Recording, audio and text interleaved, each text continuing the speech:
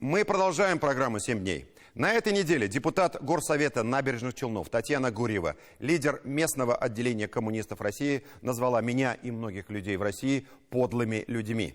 Она предложила установить бюст Иосифа Сталина в парке Победы Челнов. По мнению Гурьевой, против Сталина могут выступать либо не очень разумные, либо подлые люди. Давайте послушаем эту сталинистку. Сталин – это символ мира, прогресса, символ великих побед, достойный жизни народу. Сталин – высочайший ориентир для будущих поколений. Поэтому считаю, что во имя исторической справедливости, достойного будущего нашей страны, необходимо в Парке Победы, впереди бюстов героев Советского Союза, установить бюст Сталина. Подписи горожан мы собирали, обращались, но сейчас вот это уже было давно, опять мы это повторим. Уверена, что горожане внесут и денежные средства для установления бюста Сталина. Но я думаю, что депутаты, наверное, в большинстве поддержат. Считаю, что Сталина не поддерживают либо подлые люди, либо у кого-то не хватает разума оценить вот такую великую личность. Благодарю за внимание. В данном случае сама Татьяна Гурьева интересует нас меньше всего. Эта упертая сталинистка очень любит писать и посылать сигналы в правоохранительные органы, призывая к репрессиям против тех, кого она считает неправильными. В отличие от 1937 года, теперь это называется заявлением. Дай таким людям власть, они с удовольствием закатают рукава суетливых ночей. С ними все ясно, и я, честно говоря, думал, что время этих рудиментов истории уходит навсегда. Я ошибался, и это страшно. В последнее время идеи полной реабилитации тиранов, уничтожавших собственный народ, становятся все более популярными, от Ивана Грозного до Сталина. В советские времена сталинизм был уделом малограмотных водителей, которые украшали его портретами лобовые стекла своих грузовиков. Сегодня Сталина цитируют дипломированные специалисты. Памятники ему устанавливают во дворах школ в тех же Челнах. Его, уже не опасаясь за репутацию порядочного человека, называют моральным авторитетом и примером для наших детей. Сталинский террор, тройки, казни, дикие пытки, переселение целых народов оправдывают тем, что время было такое. А некоторые ученые уже договорились до того, что никаких репрессий не было. Расстреливали, ссылали, оказывается, действительно врагов народа. И их были миллионы. К сожалению, ни 20-й съезд Компартии, ни книги писателей Солженицына, Гинзбург, в том числе и нашей современницы Гузель Яхиной, не становятся прививкой от ужасов абсолютной власти и тирании. Призрак Сталина, перефразируя Маяковского, рыскает по России, восстает, манит, маячит в отдалении. Он готов возродиться из пепла. А его бесчеловечные методы сегодня уже многим кажутся привлекательными и эффективными.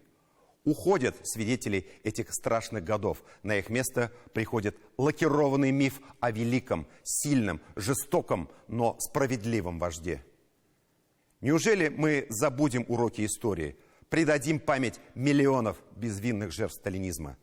Я вспомню сегодня только некоторых из них, великих представителей своего народа. И таких было множество в каждом регионе, в каждом городе, в каждой деревне нашей огромной страны СССР. Цитирую. В 1937 году подряд арестовали 3 состава правления Союза писателей Татарии во главе с Кави Наджми, Лябибом Гильми и Мирсаем Амиром.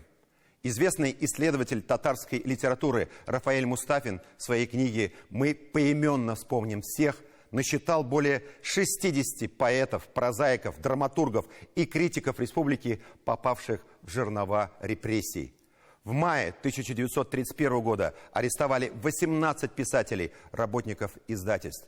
Джамала Валиди, первого тукаеведа, следователь бил головой об угол сейфа, заставлял съедать протоколы с неправильными показаниями. Погиб Джамал Валиди на стройке Беломоро-Балтийского канала. По другой версии, он выбросился из окна тюрьмы, не выдержав издевательств. До смерти забили во время допроса в 1937 году Шамиля Усманова, татарского революционера, советского писателя, драматурга и политического деятеля. Официальная версия – паралич сердца. Шамиль Усманов был организатором первого татарского радио. Именно поэтому Телерадиокомпания ТНВ находится на улице, названной в честь Шамиля Усманова. Больным арестовали Галимжана Ибрагимова, классика, произведения которого изучали в школах. Полуживого бросили в тюремную больницу, где он умер без лекарств и медпомощи. Арестовали и расстреляли драматурга Фатхи Бурнаша, автора пьесы «Молодые сердца». И вот она, горькая ирония судьбы. Пьеса Фатхи Бурнаша до сих пор идет на сцене Набережно-Челнинского государственного татарского драматического театра имени Аяза Гилязова. Я спрашиваю себя, неужели может наступить тот день, когда глумящийся над людьми палач в бронзе и его жертва на афише встретятся на городской площади Набережных Челнов? Неужели улица Шамиля Усманова когда-нибудь будет выходить на проспект Сталина? Неужели миллионы жертв напрасны? Мои вопросы остаются без ответа.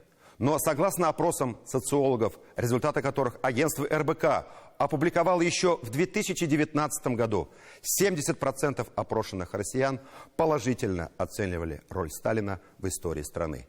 А что сегодня?